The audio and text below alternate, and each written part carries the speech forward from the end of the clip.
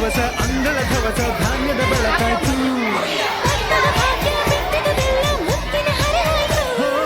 ಧಾನ್ಯದ ಲಕ್ಷ್ಮಿಯು ಬರುತ್ತಿಹ ಬಾಗಿಲ ತೋರಣ ಚೆಲುವಾಯ್ತು.